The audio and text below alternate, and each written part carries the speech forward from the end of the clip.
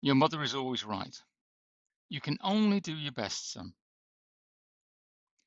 I grew up in the north of England in what used to be a vibrant and successful mining and manufacturing city. I was a late baby, but the advantage was I had parents who could nurture and guide me with their experience, even if, at the time, I didn't always appreciate it. Whenever I was faced with a challenge, my mother would always calmly tell me, "You can only do your best, son." At the time, I thought how inane and obvious it was and dismissed it out of hand, particularly when I was a teenager. At that stage, I assumed people repeated such phrases because they'd run out of intelligent things to say. But over 25 plus years in business, leadership, transformation, and mentoring people, I've increasingly realized just how perceptive a soul she was and how deep that statement was. Because when you think about it, it's not a simple platitude at all. You can only do your best is actually a clarion call for what we would now call a growth mindset. It means you always give your best. You seek to improve your skills and capabilities. You don't accept mediocrity. You remain curious, keep questioning, stay open to new ideas and perspectives.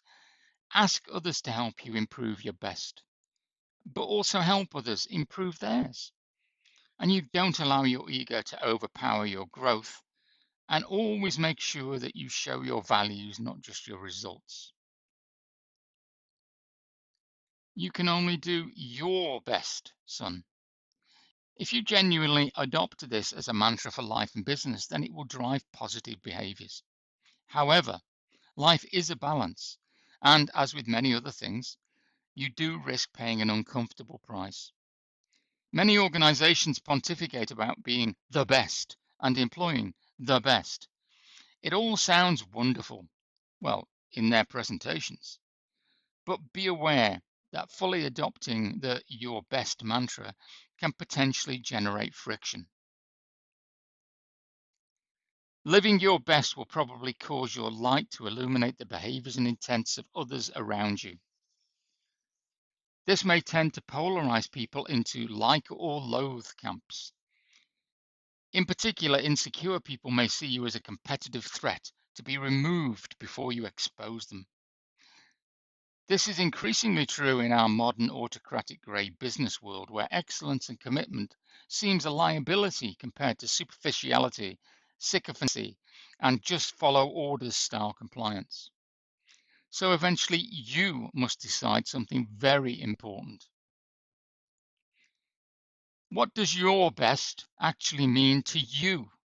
Not your manager, not LinkedIn, not KPIs, not other people's perceptions, but you.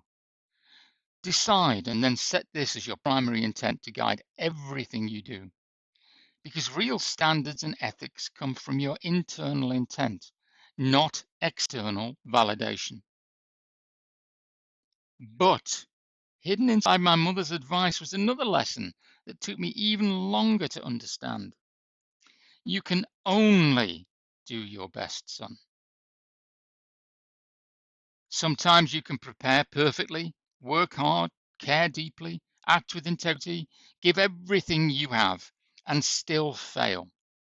This often prevents people giving their best, particularly where organizational fixed mindset culture means that people fear that failure will result in them being fired.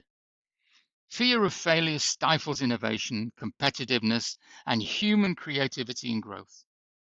Her only recognizes that you may do your best and yet still fail. It gives you the ability to forgive yourself. It speaks to resilience and it emboldens experimentation, learning, and continuous improvement. It says you must handle failure with resilience rather than despair. Take accountability, learn from it, plan to improve, reground yourself, and move forward. Failure is not evidence of weakness. It's often evidence that you were actually brave enough to try. After all, the only people who never fail are those who never do anything meaningful or new. You can only do your best, son.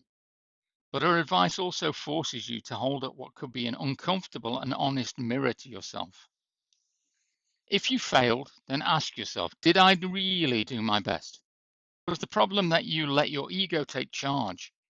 You became lazy, you avoided discomfort, you prioritized appearances over substance. Look hard at what you did.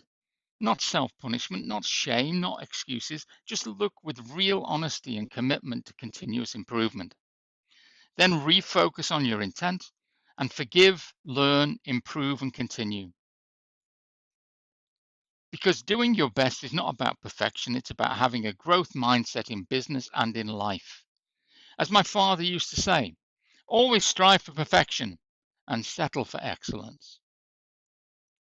Looking back now, I think my mother understood something deeply important about life gained from her long and sometimes challenging experience. Her life wasn't always easy, orphaned in one world war, raising children alone in another. But each challenge built her wisdom, resilience, and strength, allowing her to develop and to nurture the people she loved and cared about. And perhaps that's why I found her compassion and wisdom has remained true, even though fashionable business slogans have come and gone. She helped make me who I am. And I did finally come to appreciate that her statement, "You can only do your best, son," is an inspirational intent to guide your business and perhaps your whole life. Success and happiness are not always controllable, but your effort, intent, and growth mindset that you apply are. Focus on always being your best. Accept and learn from hard times with resilience, as the only people who do not struggle are those who do nothing. And remember, your mother is always right. I've spent 25 plus years honing practical and pragmatic approaches for developing and growing a success mindset in people. Contact me to discuss how. I'm here to help, and I'm always open to thoughts and opinions. Talk to you soon.